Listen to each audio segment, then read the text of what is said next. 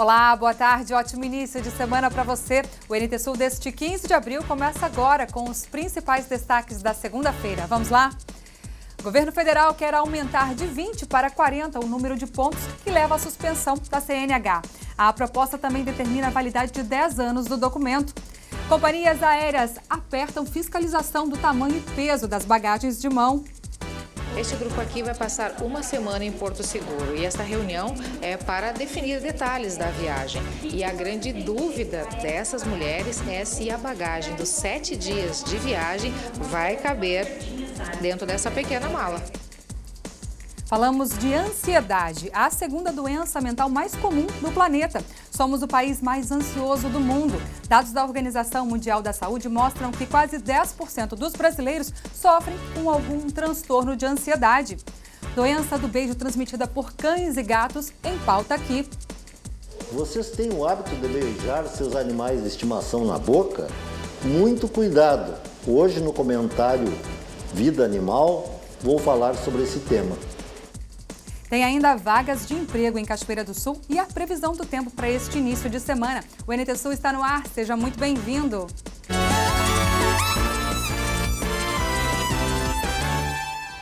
Confira agora no NT Sul as vagas que a agência FGTA Cine de Cachoeira do Sul disponibiliza. Mecânico de automóveis, 1 vaga. 10 vagas para soldador. 10 vagas para mecânico montador industrial. 1 vaga para soldador. 1 vaga para moldador de metais. E auxiliar de fundição, 1 vaga. A agência FGTA Cine de Cachoeira do Sul está localizada na rua Major Ourix, número 1552, no centro. Outras informações você pode obter pelo telefone. Código de área 51 3723 5414. A lista com as vagas disponibilizadas na agência também estão em nossas redes sociais, facebook.com/TV Cachoeira e novotempo.com/NTSul. O governo federal quer dobrar o limite de pontos na Carteira Nacional de Habilitação. O projeto, defendido por Bolsonaro e equipe, aumenta de 20 para 40 o número de pontos que leva à suspensão da CNH. A proposta também determina a validade de 10 anos do documento. As duas medidas só valerão a partir da aprovação da lei, não serão retroativas. Portanto, quem tiver hoje a carteira suspensa não será anistiado e terá de cumprir a suspensão. As mudanças também não alteram o tempo de validade de carteiras que já foram emitidas. Essa flexibilização, aumentando os pontos, pode dar ideia inadequada ao condutor de que ele pode ter mais infrações, como se isso não tivesse um risco real. Como se a gente estivesse dizendo que uma infração ela vai ser importante pelo número de vezes que eu fizer ela, e não pela consequência negativa que ela pode ter. Conforme o Detran do Estado, ocorreram 1.488 acidentes de trânsito com vítimas fatais no Rio Grande do Sul em 2018. Foram registradas mais de 3 milhões de infrações de trânsito. Desse número, cerca de 700 mil foram de natureza gravíssima, com multa de R$ 880, 7 pontos na carteira e suspensão imediata pelo período de 1 ano. Foi o caso do seu Olírio, que teve a carteira suspensa devido a uma multa por excesso de velocidade. E a gente ia numa viagem de Santa Maria a Bagé. Na volta, eram 11 horas da noite, eu passei acima de 90 por hora e a velocidade máxima era 60. Multa gravíssima, cassada a carteira. Uma estrada federal reta, sem movimento nenhum, poderia cruzar um gambá, um cachorro na pista, mas pessoas que não têm. Ele também já recebeu multas por infrações menores, que não deixam de somar pontos na carteira. De 40 por hora, passar 50 e poucos. Agora mesmo, Cachoeirinha, esses dias à noite, eu passei a 58, a velocidade era 40, às 3 horas da madruga. Mas será que infrações menos evidentes cometidas de forma sucessiva podem se equiparar a condutas mais perigosas? Para especialista em trânsito, todo erro precisa ser reparado. A multa e a infração, ela tem um objetivo, de que o condutor repense e saiba que ela não está agindo de forma coletiva no sentido de evitar situações ou acidentes que podem se envolver. Cachoeira do Sul sediou na semana passada o 2º Simpósio Sul-Americano de NOSPECAM. Mais de 550 pessoas do Uruguai, Argentina, Chile, Brasil e Estados Unidos tiveram por aqui. Alguns trouxeram conhecimento na bagagem, mas a grande maioria veio buscar mais conhecimento. A reportagem da Gabriela Belo mostra que eles ficaram satisfeitos com o que viram. Veja só. A segunda edição do simpósio aconteceu junto com a abertura oficial da colheita da NOSPECAM. Foram 2 dias de muita troca de conhecimento. Uma coisa importante foi conseguirmos reunir pesquisadores, né, das diferentes instituições de pesquisa do Chile, da Argentina e do Uruguai. E esses pesquisadores, através dos contatos que têm com empresários e com produtores do setor, né, fez com que eles também se mobilizassem para vir. No primeiro dia, os produtores rurais, empresários, técnicos, comerciantes, extensionistas, estudantes e pesquisadores de NOSPECAM lotaram o auditório da UBRA de Cachoeira do Sul. Já no segundo dia, visitaram o maior pomar em produção da América do Sul. A Pecanita possui 650 hectares.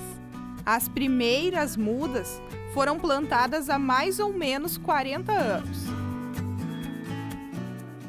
A Pecanita, em época de safra, fora todos os equipamentos, é necessário muitos colaboradores para vir trabalhar, para fazer esse trabalho aqui. Nos dá muito orgulho de conseguir falar bem com Cachoeira do Sul e conseguirmos contratar esse ano mais de 350 pessoas para fazer a colheita da NOSPECAM. Este técnico trabalha na propriedade que sediou o evento no ano passado, em Antagorda. Disse que Cachoeira do Sul está de parabéns e que os produtores daqui passaram todo o conhecimento aos novatos. A Câmara Setorial, que foi fundada há 3 anos e representa toda a cadeia, desde produtores da NOSPECAM, viveristas, agroindústrias, produtores de insumos, enfim, essa cadeia, entidades de pesquisa, universidades, essa cadeia ela foi criada com a finalidade de discutir questões em comum.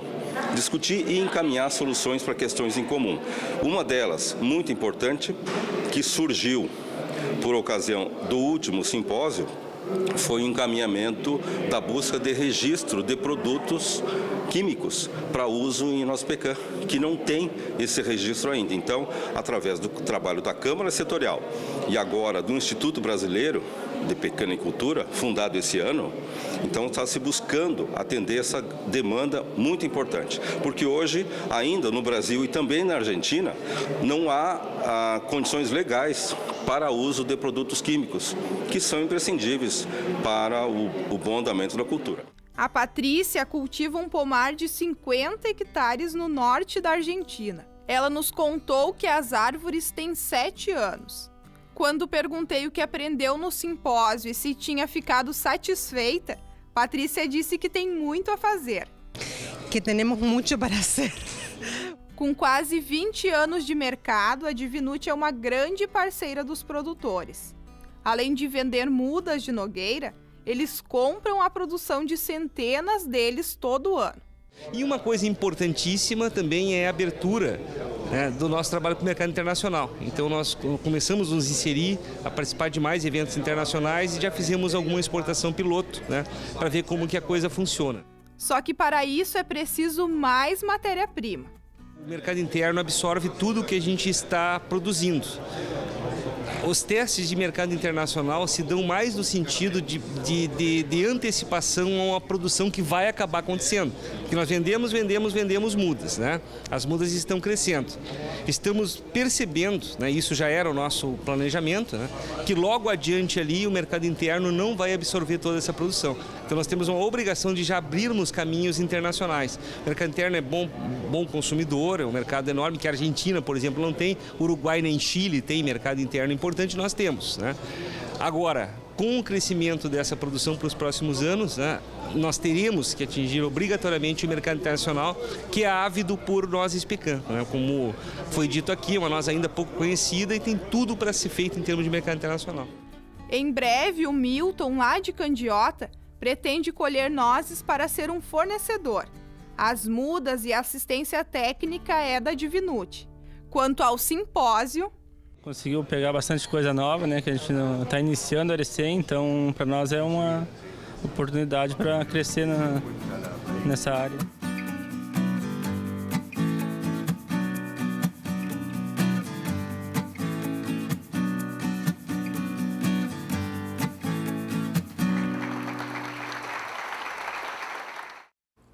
Meio-dia e 13 pelo horário de Brasília e uma pergunta. Você se considera ansioso? Ansiosa?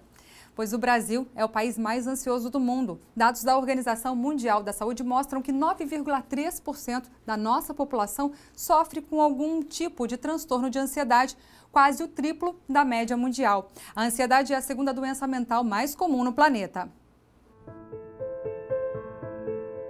Pernas e pés inquietos, unhas roídas, medos e angústias. O que parecem sintomas comuns do dia a dia podem ser os primeiros sinais da segunda doença mental mais comum do planeta. A psicóloga Viviane Viana explica os motivos pelos quais muitas pessoas têm ansiedade, mas levam anos para começar a tratar. A população entende que ter momentos de ansiedade, ela seria natural. Então, por exemplo, eu estou na véspera de uma viagem, no meu dia do meu casamento. Então, a gente visualiza assim, não, essa preocupação é preciso mesmo ter, porque são eventos importantes da vida. Eu acabo constituindo ou justificando ou acreditando que aquilo é natural, e aí leva-se um tempo muito grande para a pessoa entender que ela já está com sintomas de ansiedade. Levou um tempinho para Thay entender que precisava de ajuda.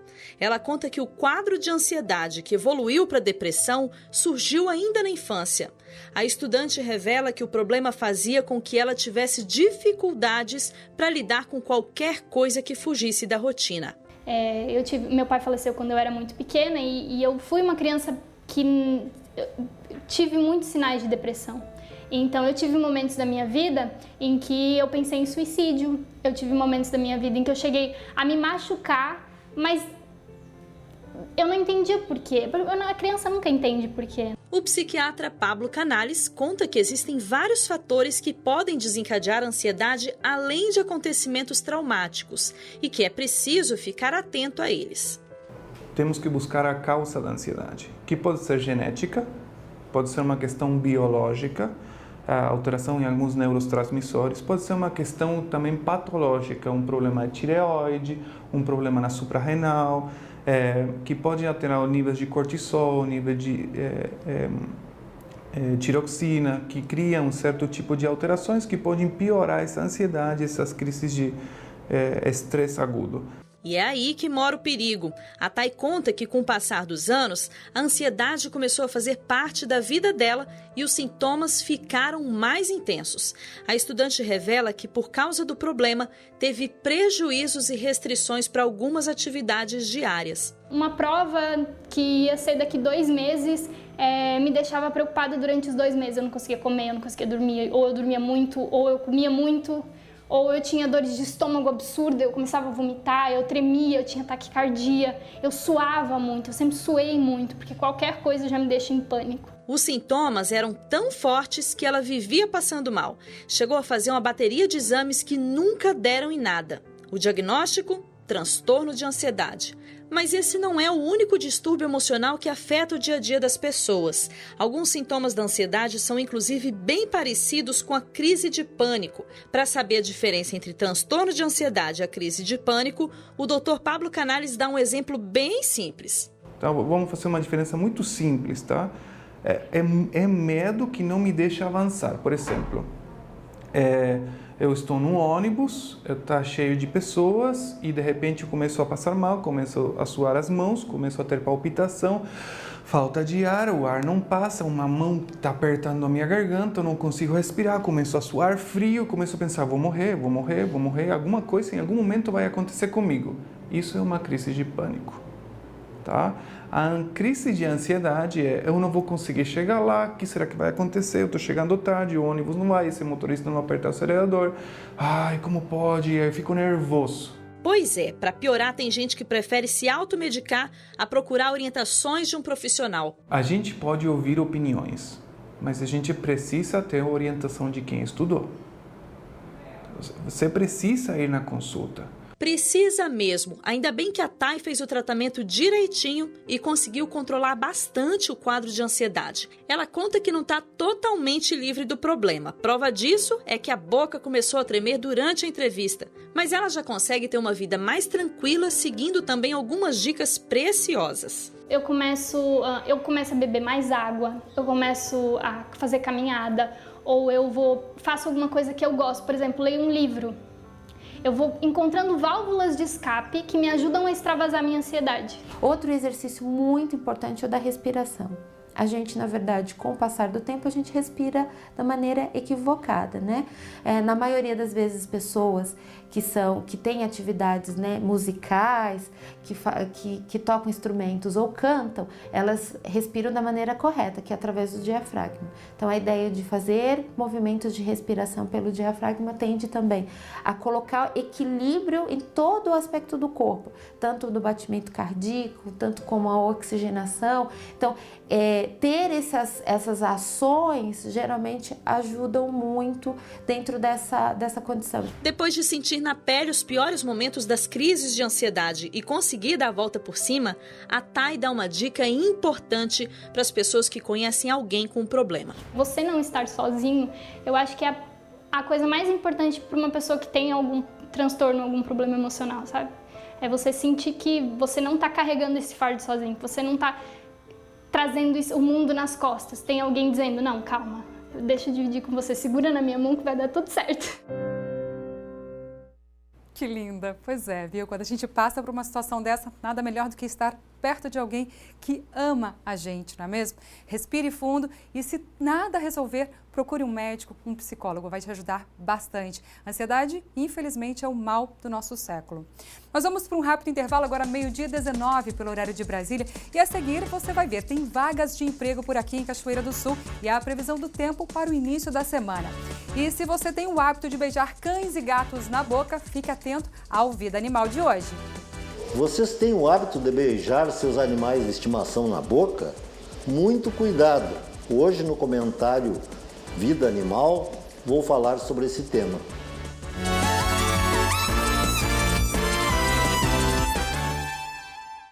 O NT Sul já está de volta, 12h23 pelo horário de Brasília. Obrigada pela sua participação em facebook.com/TV Cachoeira. Deixa eu mandar um abraço especial aqui para o Paulo Lima, Carmen Moraes, Adriana Soares, Cleide Rebem, Indianara da Silveira, Crislaine Pinheiro. Obrigada a todos vocês pelo boa tarde carinhoso aqui na nossa página no Face. Curta a nossa página, compartilhe o ao vivo de hoje à vontade e deixe sua mensagem pra gente. Daqui a pouquinho eu mando um abraço para você, viu? E agora uma pergunta. Você tem o hábito de beijar seu animalzinho de estimação na boca? Ou deixa que ele lamba a sua boca? Pois esse hábito pode trazer sérias consequências para a sua saúde, viu? Uma bactéria presente na gengiva de cães e gatos pode ser um perigo e até mortal para o ser humano. Veja o que diz o médico veterinário Edson Salomão.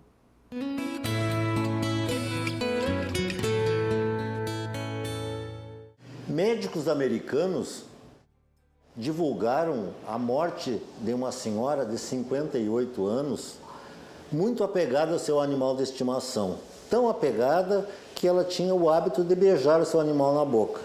E ela teve uma gripe. A princípio, o médico e o marido dela levaram até o hospital com sintoma de gripe. E os médicos começaram a usar um antibiótico mais comum, indicado nos casos de resfriado.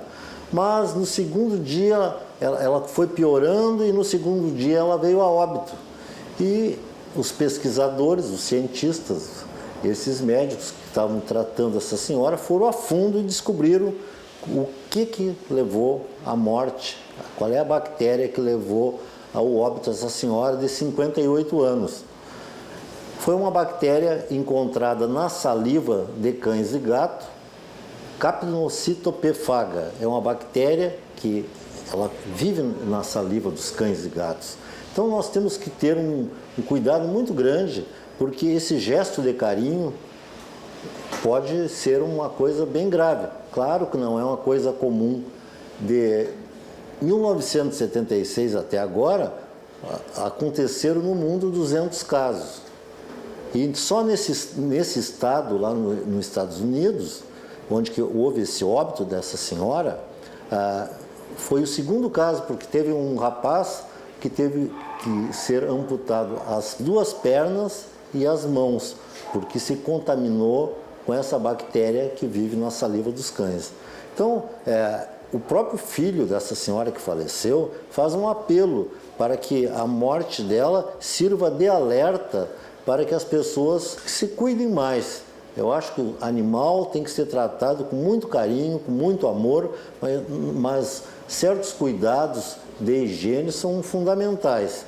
Não é porque ele veio de um banho, que veio do pet shop com fitinhas e perfumado, que a pessoa vai, coisa mais linda, dá um beijo na boca. Isso aí é muito perigoso, já houve casos de óbito, então nós temos que ter muito cuidado com isso, principalmente para quem tem criança. As crianças inocentes, elas pegam os animaizinhos e estão brincando e estão comendo uma bolacha, colocam na boca do cachorro, depois vai ingerir. Então esse contato com a saliva, com o arranhão, com a mordida, tudo isso pode ser muito grave, porque a flora bacteriana que tem na boca dos animais é enorme. Assim como tem bactérias que são benéficas para o organismo, né? Tem outras que pode levar a óbito, como é o caso dessa bactéria que contaminou essa senhora. Então, nada de beijo na boca, nada dessa promiscuidade, assim, de estar ingerindo um biscoito e dar para o animal depois continuar comendo. Todo esse contato da saliva do cão nós devemos evitar. Então, animal de estimação são seres maravilhosos, fazem a nossa passagem nesse mundo mais bonito, são excelentes amigos e eu aconselho que todos devem ter esses animais de estimação desde que possam dar condições, né, de manter esses animais. Não é só querer ter um animal. Posse responsável resumiria assim nessa palavra todos os problemas que nós temos de animais soltos em vias públicas, causando transtornos e levando inclusive pessoas ao hospital por mordidas e pode levar até ao óbito, né, conforme a doença que ele pode transmitir, porque existem várias zoonoses. Pessoal, vamos dar uma atenção para os nossos animais e para as crianças. Cuidado para não entrar em contato assim com essa saliva que já levou à morte essa senhora de 58 anos.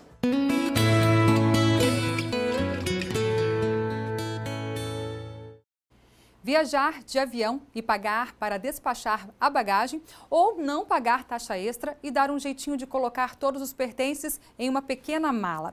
A partir de agora, quem viaja em voos domésticos no Brasil tem que optar e saber que extrapolar na bagagem de mão vai ter um custo extra, viu?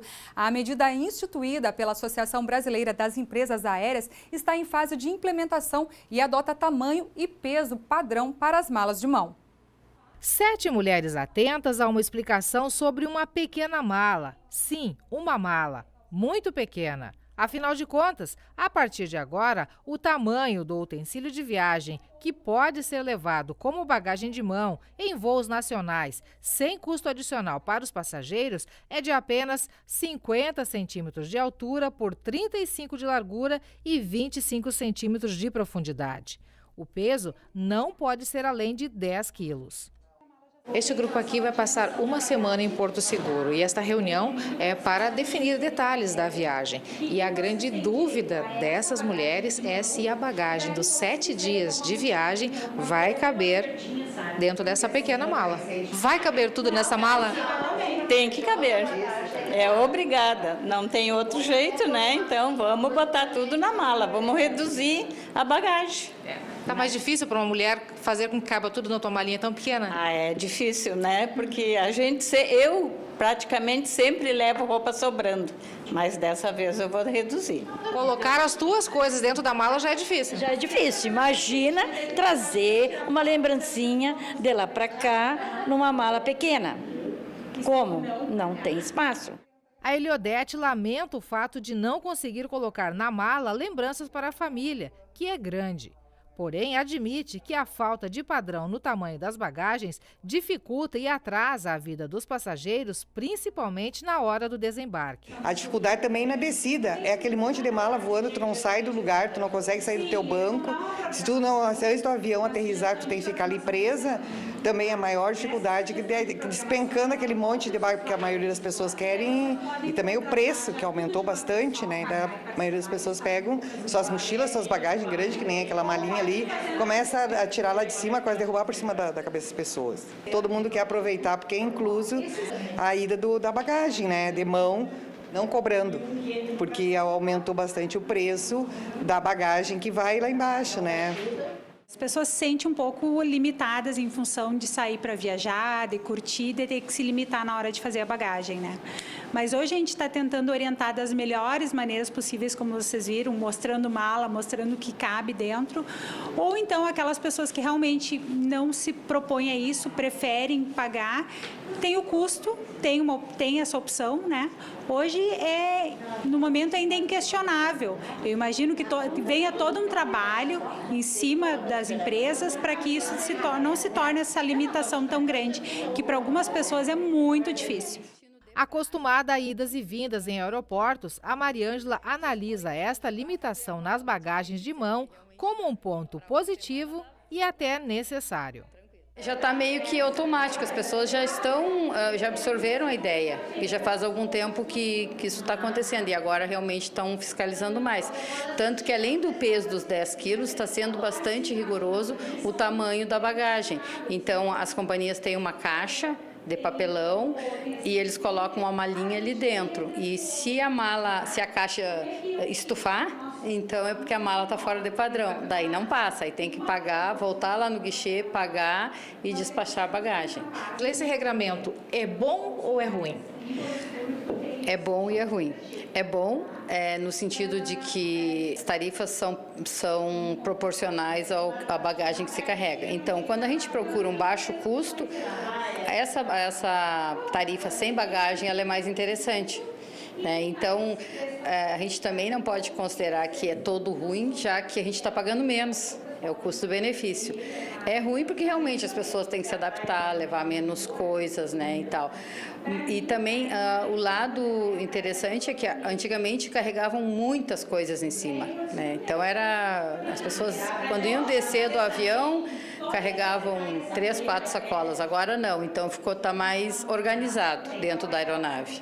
A checagem do tamanho e peso das bagagens, instituída pela Associação Brasileira das Empresas Aéreas, está sendo implementada de forma gradual nos aeroportos. Inicialmente, os passageiros serão orientados e, posteriormente, se com bagagens fora do padrão, terão que despachá-la mediante pagamento que pode variar de R$ 59,00 a até R$ 220,00, conforme o número de malas ou a companhia. Desde o dia 10 de abril, a fase de orientação é desenvolvida nos aeroportos Juscelino Kubitschek, em Brasília, Afonso Pena, em Curitiba, Viracopos, em Campinas, São Paulo, Aloysio Alves, em Natal, e a partir do dia 25 de abril, inicia a triagem nesses aeroportos. Em 17 de abril, a orientação inicia nos aeroportos de Confins e Tancredo Neves, em Belo Horizonte, Pinto Martins, em Fortaleza, Guararapes e Gilberto Freire, em Recife, Luiz Eduardo Magalhães, em Salvador, e Valdecans e Júlio César Ribeiro, em Belém. Dia 24 de abril, inicia a fiscalização nesses aeroportos. Dia 24 de abril, a terceira etapa começa com orientações aos passageiros nos aeroportos de Santa Genoveva, em Goiânia, Salgado Filho, em Porto Alegre, Congonhas, em São Paulo, Aeroporto Internacional de São Paulo, em Guarulhos, Tom Jobim, Rio de Janeiro e Santos Dumont, Rio de Janeiro. Nesses, em 13 de maio, começa a fiscalização e triagem. E se para muita gente pagar o despacho de bagagem ou ter que espremer os pertences em uma mala pequena é empecilho para viajar, para essa veterana turista, não. A Celita viaja bastante, né? Celita, 3, 4 viagens ao ano, é isso? O que está achando agora desse regramento com relação à bagagem de mão? É bem difícil pra gente, né? A gente está acostumado a levar um tanto de roupa e agora tem que diminuir, mas sendo para viajar a gente faz qualquer coisa. Qualquer coisa vale a pena. Dá para se adaptar? Dá. A gente vai se ajeitando. Foi reinaugurada hoje pela manhã a nova instalação da agência do Sicredi Zona Norte em Cachoeira do Sul. A solenidade contou com a presença de diretores do Sicredi, autoridades locais, além do vice-presidente do Sicredi Centro-Leste RS, Paulo Alex Falcão. Há 37 anos no mercado, o Sicredi Centro-Leste RS está presente em 18 municípios, incluindo Cachoeira do Sul. Após mais de um ano para a conclusão das reformas, a nova agência localizada na Avenida Brasil, zona norte da cidade, foi apresentada à comunidade na manhã de segunda-feira e contou com a presença de diretores do banco, além de autoridades locais. O espaço será destinado para atender os clientes pessoa física da cooperativa. Paulo Alex Falcão, vice-presidente do Sicredi Centro-Leste RS, garante que a inauguração da nova agência é parte de um trabalho que o Sicredi iniciou há 2 anos. É o complemento de um trabalho que planejamos há 2 anos atrás de segmentar o atendimento em Cachoeira do Sul. Com isso, estamos chegando na 3ª fase desta etapa, que é nós termos a estrutura física disponível para os nossos associados. Em setembro do ano passado inauguramos uma agência com a estrutura de sede e posteriormente colocamos a nova estrutura na Davi Barcelos e hoje então concluímos esta etapa com a entrega desta agência na Avenida Brasil em Cachoeira do Sul. Falcão garante que um dos diferenciais do banco é justamente o atendimento segmentado aos clientes. Ela vai se especializar no atendimento à pessoa física. Todo associado de outros setores, tanto do agronegócio quanto da pessoa jurídica, pode buscar atendimento. Mas a especialização desta agência na Avenida Brasil é a pessoa física. O vice-presidente ainda fala dos investimentos em Cachoeira e dos planos para a expansão da cooperativa na região. Na região de Cachoeira do Sul, nós estaremos nos aprimorando a cada momento no atendimento, qualificação das nossas pessoas e buscar identificar quais são os propósitos dos nossos associados para atender essas demandas.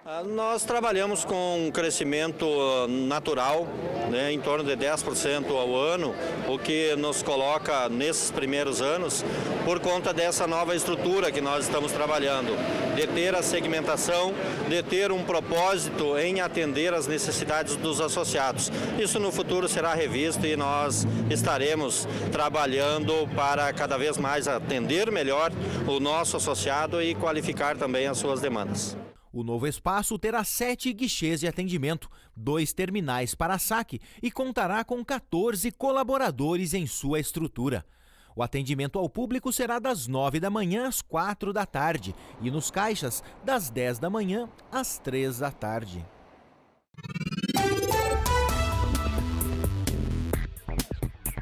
Segunda-feira de sol com nuvens e possibilidade de chuva durante a tarde em Cachoeira do Sul.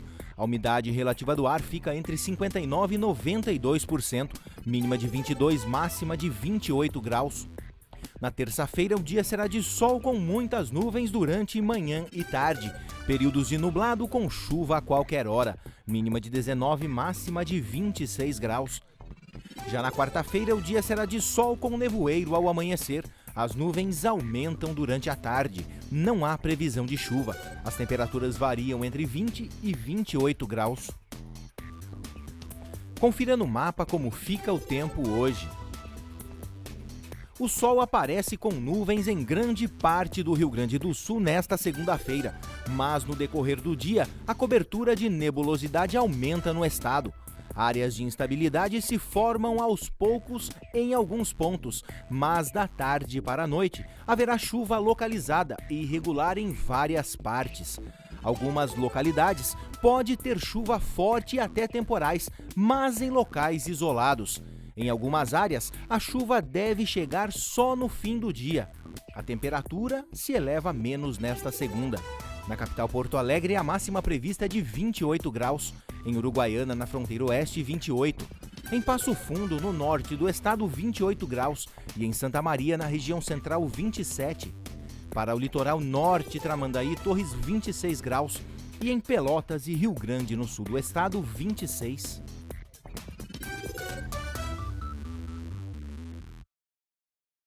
Meio-dia e 41, pelo horário de Brasília. Obrigada pela participação, Cláudio Machado, Oséias Pereira dos Santos, Bolita Gomes, Isabel Cristina Machado e Ramu Lou. Muito obrigada a todos vocês pelo carinho da mensagem aqui no nosso Face. Se você ainda não curtiu a nossa página, entra lá, facebook.com/TV Cachoeira, curta a nossa página. Gente, no primeiro bloco hoje aqui, nós mostramos os detalhes do segundo simpósio sul-americano de Nós Pecan, que aconteceu em Cachoeira do Sul na quinta e sexta passadas. Um dos depoimentos que mais chamou a atenção dos participantes no evento foi do presidente do Instituto Brasileiro da Pecan, Carlos Scheibe. Ele falou da experiência com a cultura e do quanto ele errou até conseguir bons resultados com o pomar. Veja agora, é com a repórter Gabriela Belo. O senhor Carlos Scheibe, ele é presidente do Instituto que foi formalizado aí em outubro do ano passado. Ele tem uma área de 32 hectares com a cultura. Conta um pouquinho dessa experiência que o senhor vem tendo desde 2010, quando começou a implantar esse pomar. Boa tarde. Boa tarde. Não, resumindo, basicamente assim, eu sou um agricultor, na verdade eu sou engenheiro de Minas, comecei a trabalhar em mineração, mas depois eu me tornei agricultor, fiz uma pós-graduação em gestão do agronegócio e nisso aí tinha uma matéria que era análise de viabilidade econômica de empreendimentos. E a gente se apaixonou pela cultura da Nós Pecan e começamos a ter diversos contatos aqui, mais para fazer o trabalho no início, e depois a gente sentiu que seria uma boa alternativa econômica e aí começamos a investir nessa área. Então, em 2010 a gente fez uma pequena plantação, mas nós sentimos que aquela pequena plantação faltava um pouco de escala, nós teríamos que fazer um aumento. Aí nós entramos em contato, nós aqui, tem mudas aqui da Divinute inicialmente, né? E depois da Paralelo 30, que o pessoal que nos deu um assessoramento, e nós conseguimos ali, daí depois ampliar essa área e estamos bastante otimistas aí. Se bem que a cultura da Nós Pecan, ela tem uma peculiaridade, a gente bota dinheiro e não tira no início. Então, com 4, 5 anos começa a dar um certo desconforto. Mas se a gente analisar e tiver uma outra atividade para manter, ela é francamente produtiva e remunera muito bem. Esse pomar do seu Carlos, ele fica no município de Chapada e ele estava me contando que hoje já tem lá 5.200 árvores. Realmente o senhor está acreditando na cultura? Eu fui fazendo mais ou menos passo a passo, mas realmente foi um aumento, né? E até a pretensão num futuro, né, breve é continuar aumentando. Mas eu estou vendo que assim, cada vez mais a gente está aprendendo mais o modo tanto de trabalhar com a cultura quanto com as variedades e tudo. Então a gente já está projetando, a intenção é ficar com 50 hectares de Nós Pecan. Quais foram os conhecimentos adquiridos aqui durante o simpósio? Olha, é extremamente importante, o simpósio é extremamente importante. Vai haver também aqui em Cachoeira o dia de campo da Paralelo 30, agora dia 27. E é um momento que a gente se congrega, conversa e troca ideia, não só com esses mestres que vêm de outros países, como também entre os próprios pecanicultores. E, aliás, essa é uma das funções futuras do próprio Instituto Brasileiro de Pecanicultura, é congregar e toda a cadeia, fazer a cadeia ser mais produtiva. Além do pomar de Nós Pecan, o seu Carlos me contou que ele cultiva também soja. O senhor já diminuiu um pouquinho da área de soja para investir mais na Pecan? Como é que está o investimento? Na verdade eu estou, vamos dizer assim, usando como alternativa, né, a Pecan na área de soja mesmo. E justamente nós vamos aumentar a área da pecan em cima da soja, porque é uma tendência nossa, né? E também porque, até por uma questão de diversificação. A verdade é o seguinte, na nossa região lá custa perto de 70 a 80 mil reais um hectare. São terras muito caras.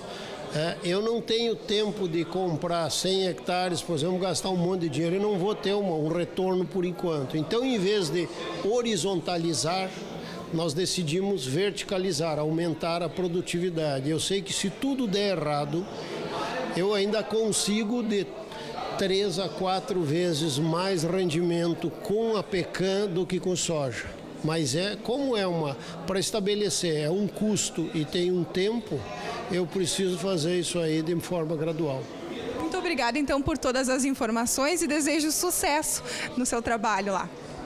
Obrigado, e eu quero aproveitar então e dizer para todos os pecanicultores da região aí que o Instituto tem muita coisa a oferecer, como já está começando com cursos e qualificação de mão de obra e vários outros desafios que nós temos pela frente aí.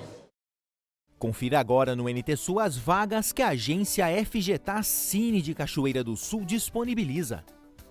Mecânico de automóveis, 1 vaga. 10 vagas para soldador, 10 vagas para mecânico montador industrial, 1 vaga para soldador,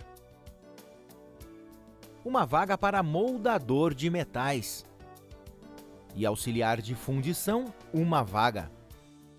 A agência FGTA Cine de Cachoeira do Sul está localizada na rua Major Ourix, número 1552, no centro.